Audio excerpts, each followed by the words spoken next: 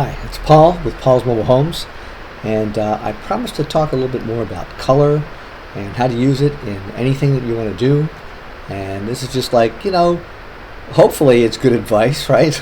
Some free advice on color, how to use it if you're going to do something in your own mobile home or your house or whatever. And I have a few things that I've got here.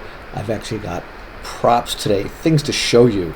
Now this is called Color Wheel. I showed it in another video. And I'm going to read you a couple things out of it. And for that, excuse me, I've got to put these on. That's right. Okay, much better.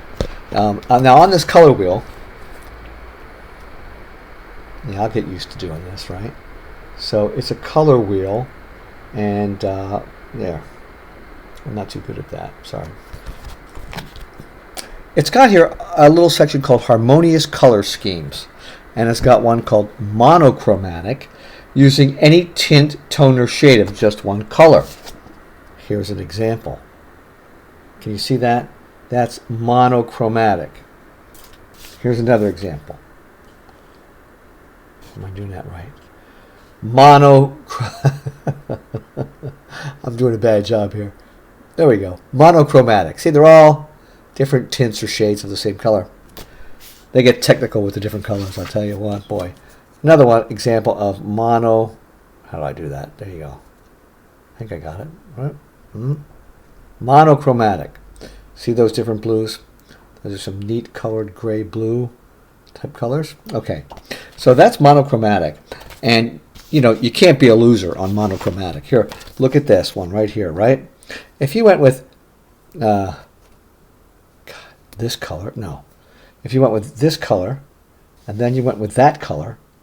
Let's say you had you went light. Here you go. Oh God, go with this color. 3 walls. Make an accent wall with this color. You can't lose. I mean, those colors go together, right? I mean, how do you miss? I mean, if you really wanted to go dark, you could go to this color and this color together too. But they're right next to each other on this color swatch. It's like cheating, okay? You could do the same. You got this nice blue right here, right? I was talking about this earlier, but I didn't show any examples, and I may never do this again. Look, I've got it upside down. Here we go. So you got, this would go great.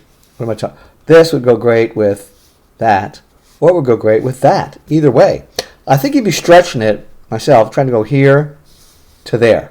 You see what I'm saying?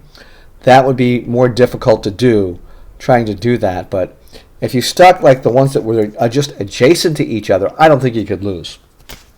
Okay, here's the other thing on the color wheel.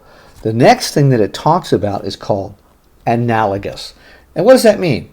Colors that are adjacent or next to each other on the color wheel. So if you go, okay, color wheel, right?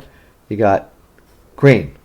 Then you got blue-green. See how they, whoops. Everything is backwards in the camera. See how they go together, though?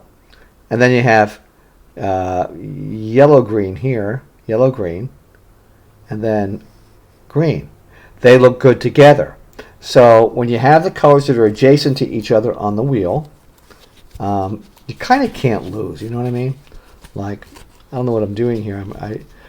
You move it the opposite way in a camera, so excuse me.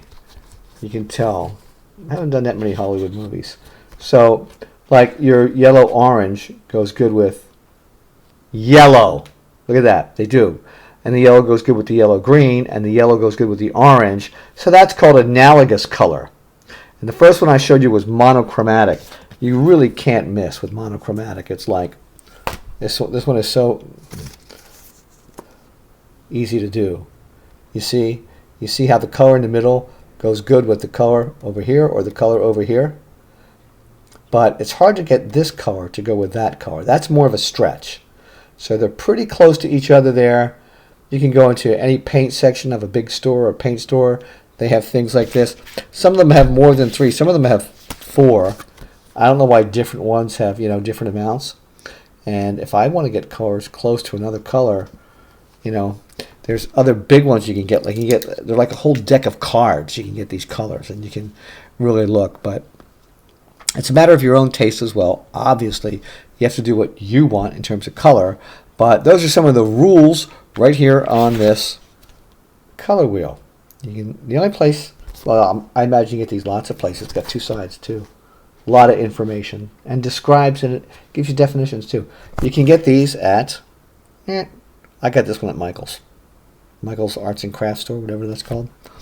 I'm sure you can get them somewhere, but a color wheel, if you study it, there's words. You might have to look up words in a dictionary so you understand what they're talking about. But once you do, it makes you a lot more able to use color with confidence and knowing what's going to go together. Oftentimes people have a favorite color and they kind of go with that, but then it's mixed with other colors that it doesn't quite go with, you know what I mean? And they like having their favorite color, but things aren't exactly right the way they want. But use of this color wheel will help you out a lot. And these little swatches is a good way to cheat. Go to a swatch, go to the middle, go to the other side, either side, boom. It's going to match that middle. It's going to look great. Okay, I said I would do that. Sorry it wasn't as professional as it could be. Have a great day. Bye.